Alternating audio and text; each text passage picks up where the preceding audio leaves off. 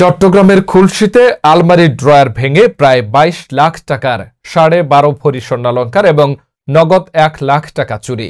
পালিয়ে যাওয়া গৃহকর্মী সেলিনা আক্তারকে ঘটনার ১২ দিন পর গ্রেপ্তার করেছে চট্টগ্রাম মেট্রোপলিটন পুলিশ। আরও বিস্তারিত থাকছে মোহাম্মদ ইরশাদ চৌধুরীর পাঠানো রিপোর্টে। চট্টগ্রামের খুলশীতে বাড়ির মালিকের অনুপস্থিতিতে আলমারির ড্রয়ার ভেঙে প্রায় ২২ লাখ টাকার ১২.৫ ভরি স্বর্ণালংকার এবং নগদ ১ লাখ টাকা চুরি করে পালিয়ে যান গৃহকর্মী সেলিনা আক্তার। ঘটনার ১২ দিন পর তাকে কক্সবাজারের টেকনাফ থেকে গ্রেপ্তার করে পুলিশ। একই সঙ্গে চুরি যাওয়া স্বর্ণালংকার ও নগদ টাকা উদ্ধার করা হয়েছে।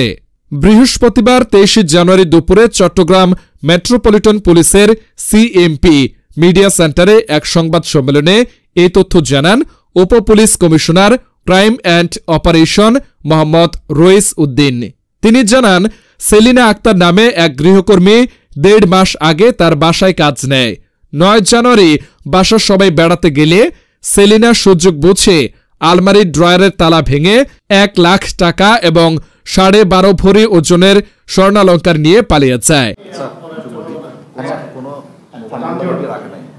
আচ্ছা, বিষয়টা হচ্ছে যে আমাদের খুলশী থানাধীন পূর্ব নাসিরাবাদ এলাকায় গৃহকর্মী সেলিনা আক্তার আফিয়া কর্তৃক ১২.৫ ভরি স্বর্ণালংকার এবং ১ লক্ষ টাকা চুরি যাওয়া সংক্রান্তে আমাদের খুলশী থানায় যে মামলাটা রুজু হয়েছিল সেই সংক্রান্তে আমরা চোরাই মালামাল উদ্ধার করেছি এবং ১ লক্ষ টাকা যেটি চুরি হয়েছিল সেখান থেকে ১৮,০০০ টাকা ইতিমধ্যে উদ্ধার করা সক্ষম হয়েছি।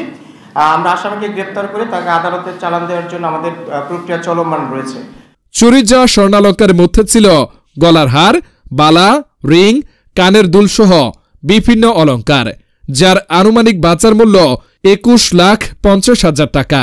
পরে ২১ জানুয়ারি ফ্ল্যাটের মালিক ব্যবসায়ী মোহাম্মদ মাহবুবুর রহমান খুলশী থানায় এ বিষয়ে মামলা করেন। তিনি আরও বলেন, মামলার তদন্ত ভার পেয়ে খুলশী থানার উপপরিদর্শক এসআই রফিকুল ইসলামের নেতৃত্বে একটি টিম তথ্য প্রযুক্তির সহায়তায় সেলিনার অবস্থান শনাক্ত করে।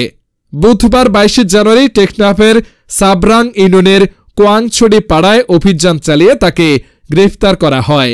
জিজ্ঞাসাবাদের পর তার কাছ থেকে চুরি যাওয়া ১২.৫ ভরি স্বর্ণ এবং নগদ ১৮,০০০ টাকা উদ্ধার করা হয়। রইস উদ্দিন বলেন, সেলিনা গৃহকর্মী হিসেবে কাজ নেওয়ার পর থেকেই চুরির পরিকল্পনা করে। মালিক পরিবার বাইরে গেলে সে সুযোগ নেয়। নগরবাসীকে গৃহকর্মী নিয়োগের সময় জাতীয় পরিচয়পত্র সহ নাগরিক তথ্য বিবরণী ফরম পূরণ করার পরামর্শ দেন পুলিশের এই কর্মকর্তা। গৃহকর্মী বাড়িতে রাখার পূর্বে অবশ্যই তার পরিচয় শনাক্ত হবে এবং আমাদের পক্ষ থেকে যে ভাড়াটিয়া যে ফর্ম দেওয়া হয় সেই ধরনের ফর্মগুলো তারা পূরণ করে আমাদের সংশ্লিষ্ট থানাকে যদি অবগত করে তাহলে এই ধরনের চুরির ঘটনা, বিশেষ করে গৃহকর্মী কর্তৃক যে চুরির ঘটনা, সেটা অনেকাংশে নির্মূল করা সম্ভব হবে। ঘটনার বিষয়ে অভিযুক্তকারী মাহবুব সাংবাদিকদের বলেন, মুজিবুর রহমান খুলশী ভাড়া মুজিবুর রহমান আমার সাথে কথা বলছে বসে।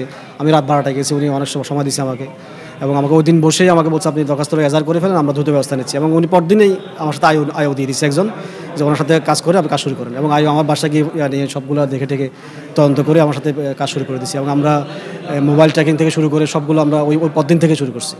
তো আশা করি আমরা এই থানাদের যে এখন বর্তমান কার্যক্রম, এটা আসলে অনেক অ্যাক্টিভ আগেছি, অনেক অ্যাক্টিভ। আমি মনে করি যে এইভাবে কাজ করে আমরা অনেক দ্রুত অনেক ক্রাইমকে আমরা ধরতে সহজে দেবো।